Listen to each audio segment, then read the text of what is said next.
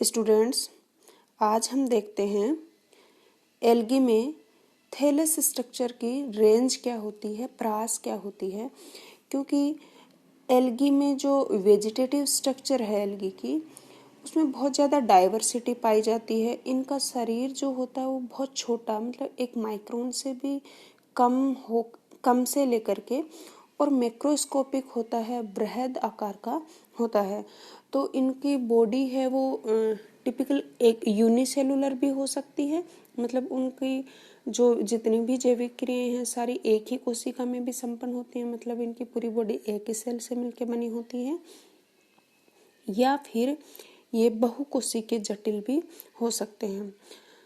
तो ये thallus organisation हम देखें तो हम ये कह रहे हैं कि ये यूनिसेलुलर भी होते हैं और मल्टीसेलुलर भी होते हैं। तो यूनिसेलुलर है, उसमें ये यूनिसेलुलर फॉर्म्स हैं, उनमें बार बार लगातार डिवीजन होने से मल्टीसेलुलर या बहुकोशिकीय फॉर्म इनकी बनी है। पहले हम थैलस ऑर्गेनाइजेशन देखें तो इनमें 5 टाइप के थैलस पाए जाते हैं। पहला है यूनिसेलुलर फॉर्म, एक कोशिकीय रूप। दूसरे कॉलोनियल फॉर्म्स, निवय रूप, मतलब इसमें क्या होता है कि ये यूनिसेलुलर फॉर्म्स थी, उनमें बार बार कंटिन्यूअस डिवीजन होता गया और डिवीजन होने के बाद सारी की सारी जो सेल्स हैं वो एक ही म्यूसिलेजिनस मैट्रिक्स में इकट्ठी होकर रह गई हैं, तो वो एक कॉलोनी के रूप में रहती हैं, कॉलोनी बना के, जिसे हम कहते हैं निवही रूप। उसके बाद है फिलामेंटस फॉर्म या तंतुल रूप। जब इन यूनिसेलुलर फॉर्म्स में बार बार निरंतर ट्रांसवर्स डिवीजन हुए, अनुप्रस्थ विभाजन हुए और उसके बाद ये सेल्स पृथक नहीं हुई, अलग नहीं हुई, तो एक फिलामेंट या तंतुनुमा स्ट्रक्चर बनी। उसके बाद है साइफोनियसियस फॉर्म। तो इस फॉर्म में क्या हुआ कि यूनिसेलुलर जो सेल थी, इनकी फॉर्म थी, उसमें बार बार न्यूक्लियर डिवीजन तो हुए लेकिन उनके बाहर वॉल नहीं बनी, जिसके कारण से ये एक साइफोनेसिस फॉर्म बनी। लास्ट है पेरेन्काइमेटस फॉर्म। तो जो फिलामेंटस फॉर्म्स हैं, जो तंतुवत या तंतुल रूप हैं, उन तंतुओं की कोशिकाओं में विभाजन है वो भिन्न भिन्न या अनेक तलों में होने से पेरेन्काइमेटस स्ट्रक्चर बनी। तो थैलस ऑर्गेनाइजेशन की बात करें तो हम कहते हैं कि शैवालों में 5 टाइप के पाए जाते हैं: unicellular form, colonial forms, filamentous forms, siphonaceous forms और लास्ट पेरेन्काइमेटस फॉर्म्स। अब हम देखते हैं सबसे पहले यूनिसेलुलर फॉर्म्स। यूनिसेलुलर फॉर्म्स हैं वो एक कोशिकीय रूप हैं और इनमें क्योंकि इनकी जितनी भी जैविक क्रियाएं हैं वो सारी एक ही सेल में संपन्न होती हैं, इसलिए इन्हें हम एसेलुलर या एकोशिक भी कहते हैं। ये 2 टाइप की फॉर्म होती हैं, एक मोटाइल फॉर्म, दूसरी non motile form. Motile form वो होती है जिनमें गतिशील फॉर्म होती है जो, और नॉन मोटाइल जो अगतिशील होती हैं। तो जो गतिशील होती हैं वो है राइजोपोडियल फॉर्म। 3 टाइप के होते हैं: राइजोपोडियल फॉर्म, फ्लैजिलेटेड यूनिसेल्स और स्पाइरल फिलामेंटस यूनिसेलुलर फॉर्म्स। तो राइजोपोडियल यूनिसेल्स की बात करें तो ये ऐसी बॉडी या ऐसे सेल होती हैं जिनमें इनके बाहर दृढ़ कोशिका भित्ति का अभाव होता है और वो उसका अभाव होने के कारण इनके सेल्स का जो आकार और आमाप है वो निरंतर बदलता रहता है अपने हिसाब से। जैसे अमीबा है वो अपनी बॉडी का आकार चेंज करता रहता है, मूवमेंट करने के लिए सूडोपोडिया बना लेता है।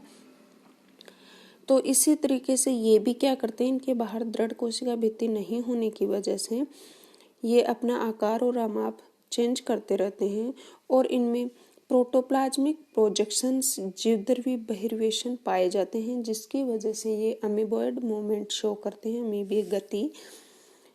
इनके एग्जाम्पल देखें तो राइजोक्राइसिस, क्राइसमीबा, राइजोक्लोरिस ये जेंथोफाइसी के हैं, ये दोनों क्राइसोफाइसी के हैं।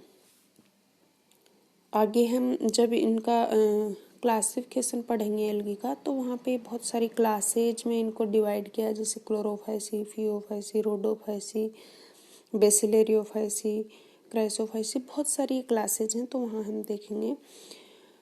दूसरी है फ्लैजिलेटेड फॉर्म। फ्लैजिलेटेड फॉर्म है कसाबिक एक कोशिकीय। इसमें साइनोफाइसी और रोडोफाइसी इम्पोर्टेंट है, इनमें कभी भी फ्लैजिला नहीं पाए जाते। तो साइनोफाइसी और रोडोफाइसी को छोड़ के सभी शैवालों में ये पाई जाती हैं। कसाबिक काई कोशिकाएं पाई जाती हैं इनकी, और इनमें कसाबिकाओं की जो संख्या है उनमें भी डिफरेंस मिलता है और उनके आकार में भी भिन्नता पाई जाती है। तो क्लोरोफाइसी के जो सदस्य होते हैं उनमें 2 कसाबिकाएं होती हैं, दोनों समान होते हैं, समान आमाप की होती हैं। डायनोफाइसी और जेंथोफाइसी में 2 भिन्न आमाप की कसाबिकाएं होती हैं।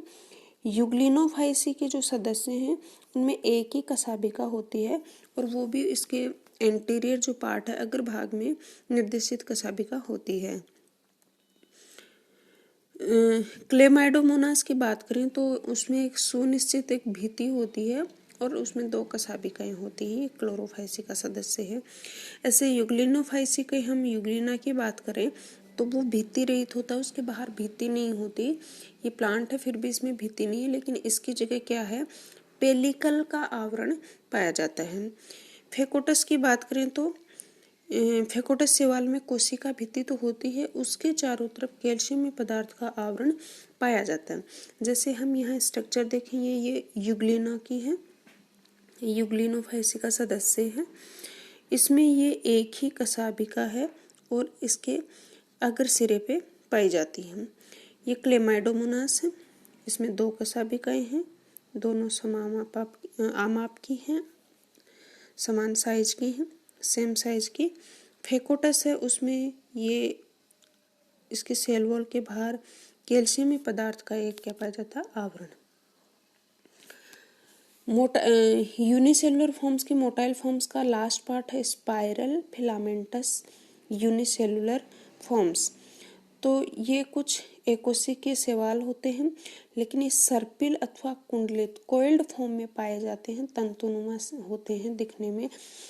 इसका एग्जाम्पल जैसे है ये स्पाइरुलाइना, ये ग्लाइडिंग मूवमेंट शो करते हैं, और ये एक ही सेल है लेकिन ये कैसे हैं, स्पाइरल शेप शो करते हैं। उसके बाद ये यूनिसेलुलर फॉर्म्स में मोटाइल फॉर्म तीनों हो गई हैं, राइजोपोडियल, फ्लैजिलेटेड और स्पाइरल फिलामेंटस।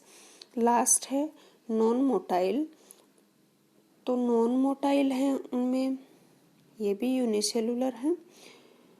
ये ज़्यादातर क्या होते हैं, ये कोकोइडल मतलब गोलाब होते हैं, या फिर हम इनको कहते हैं ये एचल होते हैं, ये मूवमेंट शो नहीं करते। एकसाबिक होते हैं, कसाबिका नहीं होती, और दृढ़ कोशिका भित्ति युक्त होते हैं। सरलतम एक गतिशील रूप साइनोफाइसी में पाए जाते हैं, जैसे क्रोकोकस। ये क्योंकि साइनोफाइसी है तो इनका ये प्रोकैरियोटिक सेल्स होती हैं, इसलिए इनमें सुसंगठित केंद्रक और प्लास्टिड एब्सेंट होते हैं। क्लोरोफाइसी के जो अगतिशील रूपों में केंद्रक और प्लास्टिड पाए जाते हैं, जैसे क्लोरेला है। बेसिलेरियोफाइसी जिनके सदस्यों को डायटम्स कहा जाता है में कोशिका है वो 2 थीका से मिलकर बनी होती है, और ये दोनों जो थीका या प्रावर्क होते हैं वो एक गर्डल बैंड से जुड़ी हुई होती हैं। इसका एग्जाम्पल हम बेसिलेरियोफाइसी का देखें तो पिन्यूलेरिया है, ये पिन्यूलेरिया की स्ट्रक्चर है, और ये क्लोरेला। तो ये क्लोरेला और ये पिन्यूलेरिया ये दोनों ही क्या हैं, यूनिसेलुलर फॉर्म तो हैं लेकिन ये नॉन मोटाइल होते हैं, ये अगतिशील होते हैं। नेक्स्ट वीडियो में हम देखेंगे थैलस के 4 फॉर्म और कौन कौन से जो रह गए हैं हमारे, हमने अभी तक पढ़े हैं। यूनिसेलुलर फॉर्म देखें सिर्फ, नेक्स्ट वीडियो में हम देखेंगे कॉलोनियल फॉर्म, और ये आगे की जो फिलामेंटस फॉर्म, साइफोनेसिस फॉर्म और पेरेन्काइमेटस फॉर्म।